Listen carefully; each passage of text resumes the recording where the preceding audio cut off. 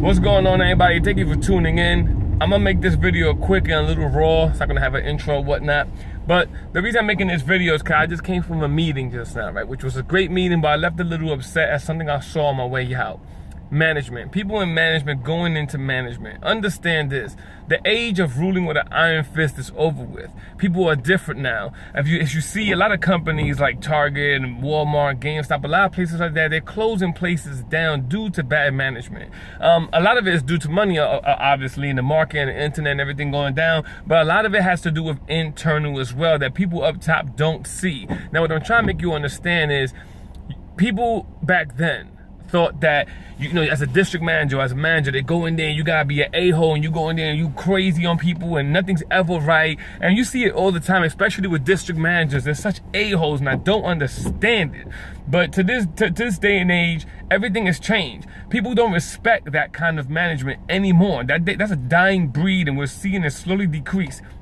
And it's hurting business a lot. If you have these kind of people in your company, you need to get rid of them or teach them new ways. What people respect nowadays is knowledge, respect, and they also respect the fact that you know what you're talking about in your company. That goes along with knowledge. Now, what I mean by that is you get new employees or old employees, especially if you're a new manager or a rookie manager going into a business where the employee's been there for a long time. Do your homework, do the math, and understand who you're working with. They don't work for you, you work for them. That's what you need to understand as a manager. To keep your employees happy, you have to meet the requirements, you have to make sure they have a safe environment, that you have to make sure they have everything they need to do their job correctly. Not only that, they have to make sure that the person they're following, knows what they're talking about. You have to constantly know what you're talking about. You can't have, I don't know, I'll get back to you on that. Do your homework at the company that you're about to be involved in. Or do your homework as an employee so when you get to a position of power, you know what you're talking about. Now, I see these managers all the time. I just left this meeting and this guy was ragging on this employee. The employee was giving him the answer, but the management was still mad. The employee was telling him how overwhelmed he was and all this and that. He was trying to explain to him why something wasn't done. Now, granted, as a manager, you got to kind of go into it and make sure the employee understands his position. But my thing is, you're not going to get nowhere by screaming at the employee. You're not going to get nowhere by trying to pump fear into the employee. The reason you don't do that is I can't count how many times companies lose very valuable employees due to bad managers.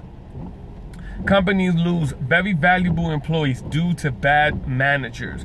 Employees don't want to work somewhere where the manager is constantly trying to scare them. Employees don't want to work somewhere where the manager doesn't know what they're talking about, but they enforce you to death to do something like they know what they're talking about, if you understand what I'm saying. So it's to the point where managers are in position of power and all they know how to do is just push you around to get there. That time is over with. Don't be that D-hole of a management. Don't be that A-hole of a manager. Respect your employees. Do your homework. Make sure you know what you're talking about before you go to them and try to make them understand something. People don't respect all that rah going crazy on people. They respect being given to them, and they'll show you respect. Know what you're talking about. Not only that, don't be afraid to get your hands dirty. You don't have to go in there and do the work for them, but once in a blue moon, they respect if you go in there, touch up a few things, and move on to the next. I'm gonna start touching on this topic more often because I'm seeing it happen so much everywhere. Everywhere I go, there's managers that think they know what they're talking about. That's why I went into business for myself. Now, the people that I employ, that I still have with me to this day, they know, they can tell you themselves, I never disrespect them, I know what I'm talking about, and I never make a move unless it is the best interest for everybody. Now, I know in businesses, especially retail, it's a heartless company, it's a heartless place. It's a heartless environment. That's another reason why I don't understand why district managers especially are so anal with their employees. I want to curse so bad, but I don't want YouTube to flag me, but I don't understand why these district managers are so anal with employees. They don't even respect the lower employees. They talk to the managers, the store manager, whoever, and then they act like everybody else doesn't exist, pass the message along, whatever the case may be. And they walk by and just look people up and down like they're all high and mighty. Don't you know that without those employees, you wouldn't even be there?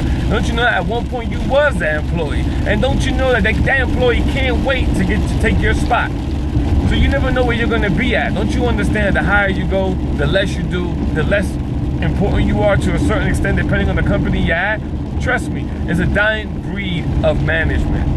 Respect your employees, do your homework, and don't be afraid to get your hands dirty.